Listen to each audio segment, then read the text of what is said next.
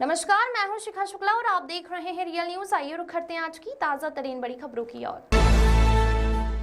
हाल ही में विशेष समुदाय युवक ने हिंदू युवती पूजा विश्वास की हत्या कर उसके सिर को धड़ से अलग कर दिया, जिसे कांग्रेसियों ने कांग्रेस प्रदेश महामंत्री ममता हालदार के नेतृत्व में लव जिहाद की साजिश बताते हुए दोषी को फांसी की सजा देने की पुरजोर मांग की है। घटना के बाद से जन आक्रोश व्याप्त है। हरि मंदिर से लेकर पुलेन बाबू स्मारक तक पैदल यात्रा किया और पुलेन बाबू को स्मारक में आकर जमकर नारेबाजी किया में भारी रोष है। साथ ही नैनीताल में 1 मई को सामने आई एक और शर्मनाक घटना में 72 वर्षीय वृद्धा द्वारा 12 वर्षीय मासूम बालिका के साथ दुष्कर्म किया गया, जिसने देवभूमि की पवित्रता पर सवाल खड़े कर दिए हैं। इन दोनों घटनाओं से समाज में भय और असुरक्षा का माहौल उत्पन्न हुआ है।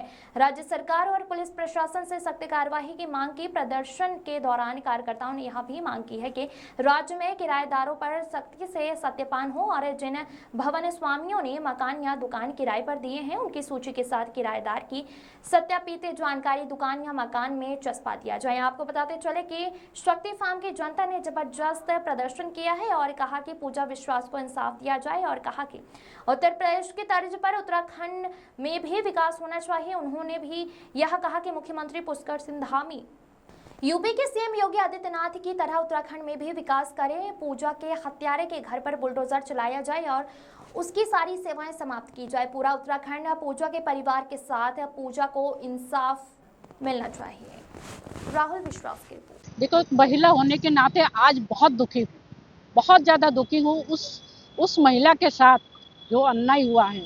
आज ये देखने को नहीं मिला जो धड़ से उनका सिर अलग कर दिया गया है।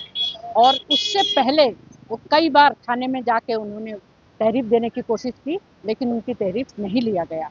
बाद में उनके साथ जो मर्मरता से जो हत्या हुए हैं, इसके लिए मैं पुलिस प्रशासन को भी कहना चाहूँगी कि ये आज कितने 14-15 दिन हो गए हैं सितारगंज की घटना है, लेकिन अभी तक उनके सिर को ढूंढ नहीं मिले हैं। तो इसलिए आज एक उत्तराखंड जो है एक शांतिप्रिय स्टेट है ये, लेकिन आज नैनीताल से लेकर सितारगंज से लेकर दोईवाला तक पूरे जगह जो छोटे छोटे लड़कियों के साथ, बुजुर्गों के साथ जिस तरह से ये रेप हो रहा है, जिस तरह से ये उनका मर्डर हो रहा है, तो ये बहुत ही अश्लील है, बहुत दुख की बात है। तो शासन प्रशासन से कहना चाहूँगी और मोदी धामी जी से प्रार्थना करूँगी कि पूजा मंडल के जो आसामी है उसको जल्दी से जल्दी उसका फांसी देने की कबूल करें। देखिए, उत्तराखंड पुलिस आज ने बहुत दिनों से लापरवाही है और निकम्मा है, और उसका धड़ मिल गया, सर नहीं मिल रहा है, सर मिल गया, धड़ नहीं मिल रहा है।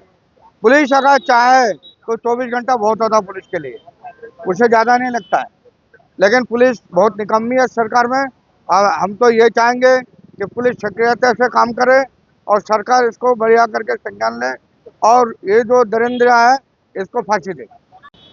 बहुत बड़ी जन आक्रोश है जनता में। प्रशासन से यही कहना चाहेंगे जल्द से जल्द जो उसका हत्यारा है उनको ढूंढ के, भले वो किसी समुदाय का क्यों ना हो, न्याय मिलना चाहिए और ऐसे दुष्कर्म को जो जिन्होंने अंजाम दिया उनको फांसी के तख्ते तक पहुंचाना चाहिए। सरकार की प्राथमिकता बनती है।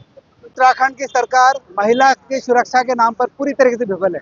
सिर्फ एक ही घटना नहीं, अंकिता भंडारी से लेकर पूजा मंडल, नैनीताल की घटना और तमाम ऐसी घटनाएं जिसमें महिला अपने आप को असुरक्षित महसूस कर रही है। आप देख सकते हैं कि हमारे बंगाली समाज की एक बेटी है, खटीमा नानक माता की है, वो 6 महीने पहले उसका मर्डर कर दिया गया है और अभी उसकी लाश मिली है, लेकिन पुलिस की लापरवाही देखी कि अभी तक उनकी बॉडी नहीं मिली है। पुलिस का काम सिर्फ और सिर्फ उगाई करना रह गया है। बड़े बड़े डंपरों से, खनन माफियों से, इन लोगों से उगाई करने का काम चल रहा है। लेकिन मैं प्रशासन से बहुत ज़्यादा दुखी हूँ और जो धामी सरकार है इस समय सिर्फ और सिर्फ उगाई करने का काम कर रही है। इसलिए ये बहुत दुखद है और लगातार बेटियों के साथ हो रहे अपराध को लेकर हम बहुत ज़्यादा दुखी हैं।